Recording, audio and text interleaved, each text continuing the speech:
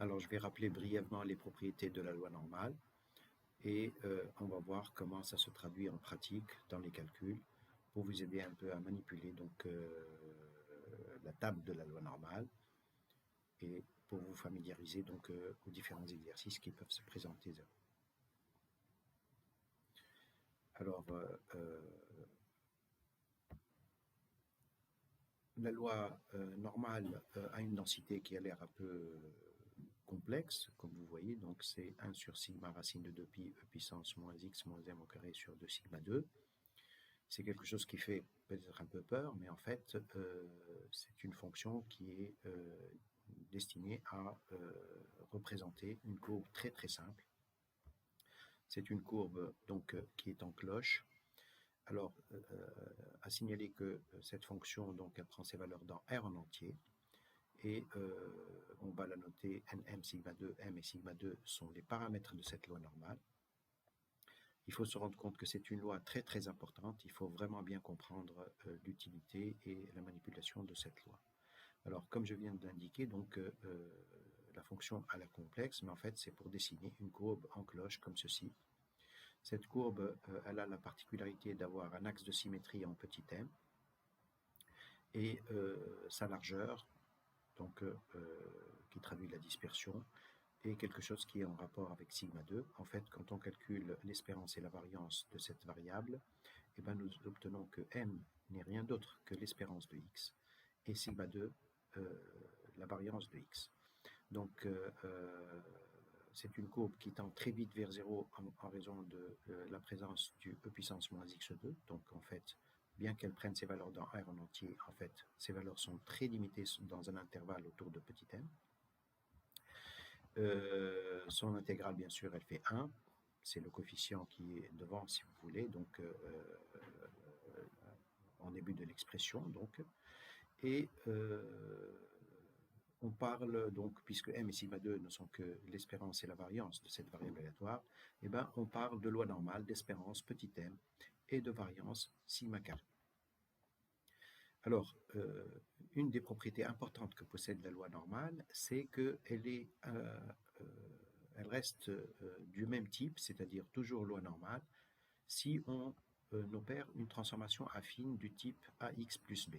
Donc, si on considère une variable normale x et que on calcule y par la formule ax plus b, où a et b sont deux paramètres qu'on s'est fixés à l'avance, eh ben, nous allons obtenir une nouvelle variable aléatoire qui va être normale et dont l'espérance, bien sûr, s'obtient par les propriétés que possède l'espérance mathématique. Donc, vous savez que l'espérance de x plus b, c'est a espérance de x plus b. Donc, on en déduit donc l'espérance de y égale a m plus b. Et pareil pour la variance, vous avez la variance d'une transformée affine, c'est a au carré variance de x, le coefficient b n'a aucune importance. Donc nous obtenons espérance de y, c'est 1 plus b, variance de y égale à 2 sigma 2. Le résultat important est que c'est une loi normale. Vous avez ici la démonstration, je ne vais pas en parler, vous pouvez la lire tranquillement, et essayer aussi de refaire cette démonstration. Alors, un cas particulier important, c'est le cas où nous faisons une transformation du type z égale x moins m sur sigma. C'est une transformation affine, mais assez particulière. On retranche l'espérance mathématique et on divise par sigma. C'est aussi une loi normale, et il se trouve qu'avec ces coefficients a et b qui ont été choisis ici, eh ben, l'espérance de z va donner 0, et la variance de z va donner 1.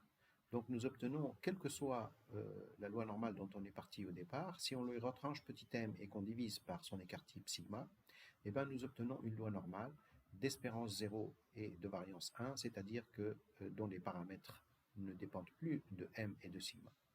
Et donc finalement, ça va nous permettre de ramener tous les calculs relatifs à une loi normale quelconque à des calculs sur une loi normale 0,1.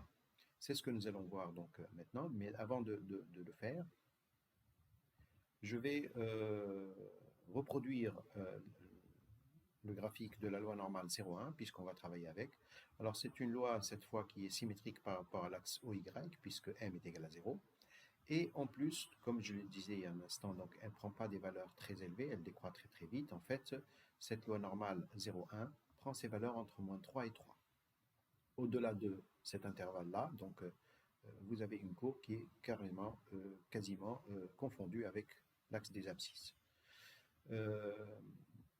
Autre chose, on va exploiter la symétrie de cette courbe pour en déduire qu'on n'a pas besoin de faire des calculs pour des valeurs de petits z qui soient négatives. Donc on va se limiter à des valeurs positives. En effet, si vous calculez en grand Fz la fonction de répartition en moins z, c'est-à-dire si vous vous placez en un nombre négatif ici et vous cherchez la surface à gauche, et bien cette surface qui est à gauche de moins z, c'est la surface qui est à droite de z. Donc P de z inférieur à moins z, c'est la probabilité que grand Z soit supérieur à Z, qui n'est rien d'autre que 1 moins P de grand Z inférieur à Z. Nous obtenons une relation importante, c'est que Fz de moins Z, c'est 1 moins Fz de Z, en raison de la symétrie.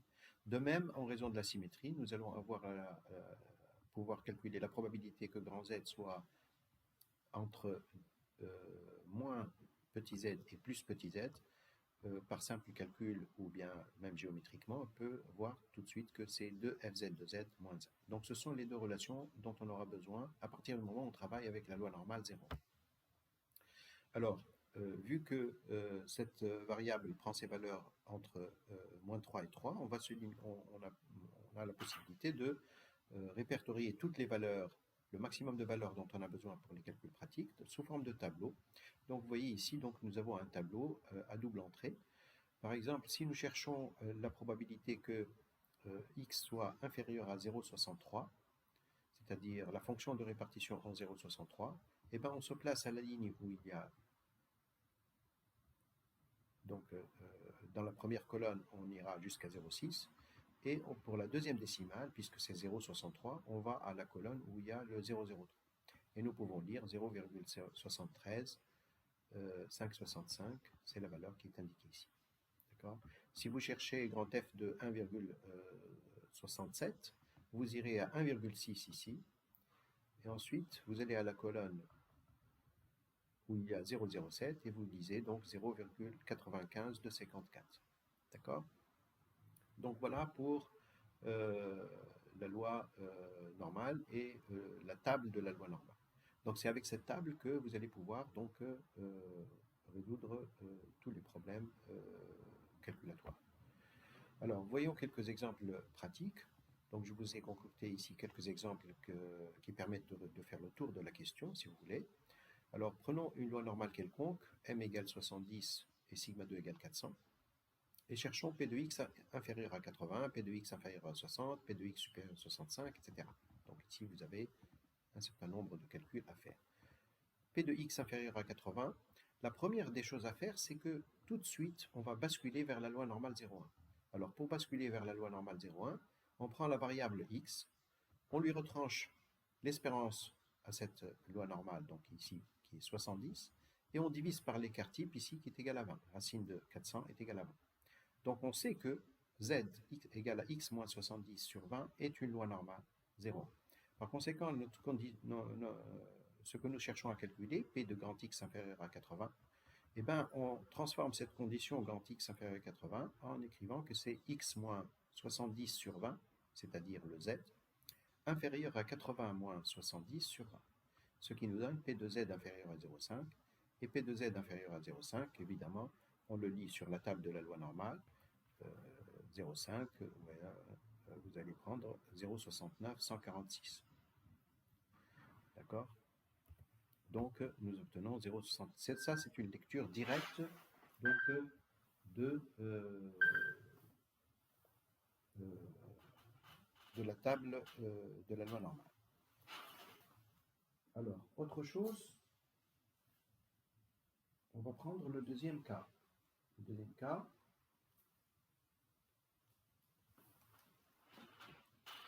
c'est P de x inférieur à 60. Alors, on refait la même chose, donc ça revient à écrire P de z inférieur à 60 moins 70 sur 20, ça nous fait P de Z inférieur à moins 0,5. Évidemment, ici, donc, c'est un nombre négatif, donc on utilise notre transformation de tout à l'heure. On sait que P de Z inférieur à moins 0,5, c'est 1 moins P de Z inférieur à 0,5 seulement, donc avec un signe plus ici. Et là, nous avons à calculer donc P de Z inférieur à 0,5 qui provient de la table. De la même manière, P de X supérieur à 65, on transforme la relation. Ça nous fait P de Z supérieur à moins 0,25. C'est 1 moins P de Z inférieur à moins 0,25. Ici, c'est un argument négatif. On refait la transformation. Ça nous fait P de Z inférieur à 0,25 égale à 0,59, 8,71. Si nous avons un intervalle 60-80, eh ben, on procède exactement pareil et on trouve ce résultat. D'accord?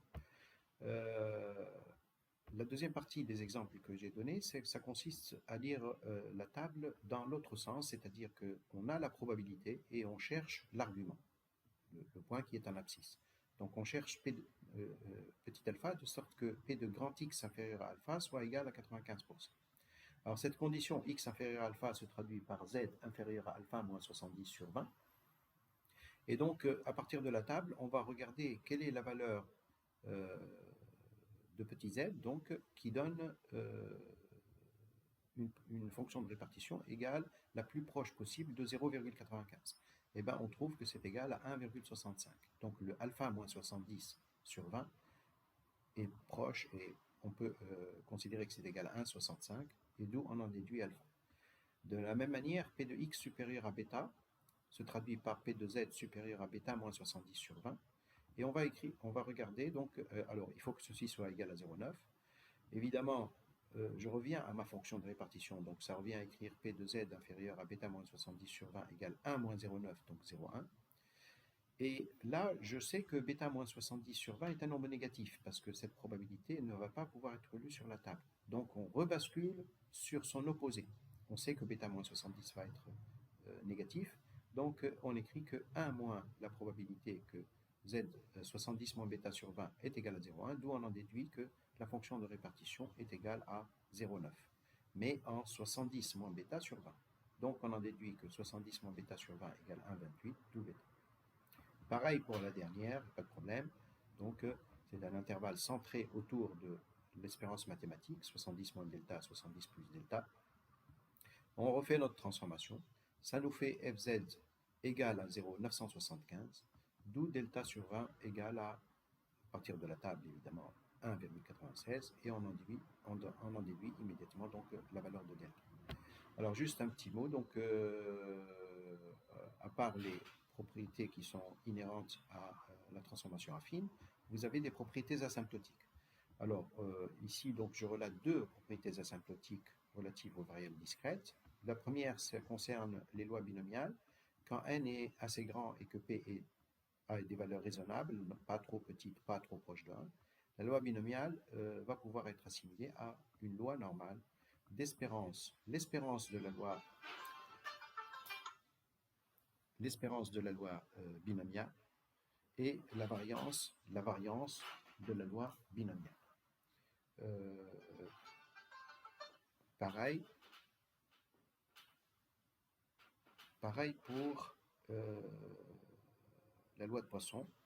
Si nous prenons une loi de Poisson de paramètre θ assez grand, et bien la loi de Poisson va pouvoir être assimilée à une loi normale d'espérance, l'espérance de la loi de Poisson, donc θ, et de variance, la variance de la loi de Poisson, donc θ. Vous avez ici un exemple de calcul avec une loi de Poisson. On va prendre θ égale 50 et on va pouvoir calculer P de x égale 48 ou bien P de x entre 45 et 55. La seule différence, si vous voulez, dans l'utilisation pratique de cette propriété asymptotique, c'est qu'on va basculer d'une variable discrète à une variable continue. Et donc, quand on va chercher P de grand X égale 48, on ne va pas écrire que c'est à peu près égal à P de Y égale 48. Mais on va par contre écrire que c'est P de grand Y entre 47,5 et 48,5. On prend un intervalle de largeur 1, de manière à ce que finalement le petit f, la densité de la loi normale, soit elle qui constitue l'approximation de P de X égale 48. Donc ce qui fait que la surface de ce rectangle qui est de base 1, c'est exactement sa hauteur, donc ça nous donne fz de, alors là, on écrit directement, c'est y entre 47,5 et 48,5. On fait notre transformation donc affine, pour revenir à la loi normale 0,1. Ça nous fait fz de moins 0,212 moins fz de moins 0,353. Et là, on peut achever le calcul avec la table de la loi normale. La même chose ici, donc si vous n'avez pas qu'une seule valeur, vous avez x entre 45 et 55, mais inégalité stricte du côté de 45 et large du côté de 55, eh bien, on fait la même chose. Donc, du côté strict, on commence à y supérieur à 45,5 et non pas à 44,5. Et du côté droit, on arrive jusqu'à 55,5. Et on achève le calcul sans aucun problème. Donc, vous pouvez vous entraîner là-dessus. Un dernier mot, ça concerne l'existence dans Excel de la possibilité de faire tous ces calculs. Donc, vous avez deux fonctions, la loi normale grand N, la loi normale inverse grand N, qui vous permettent, si vous voulez, sur une feuille de calcul, de vérifier vos calculs. Voilà, je vous remercie et à très bientôt, j'espère. Au revoir.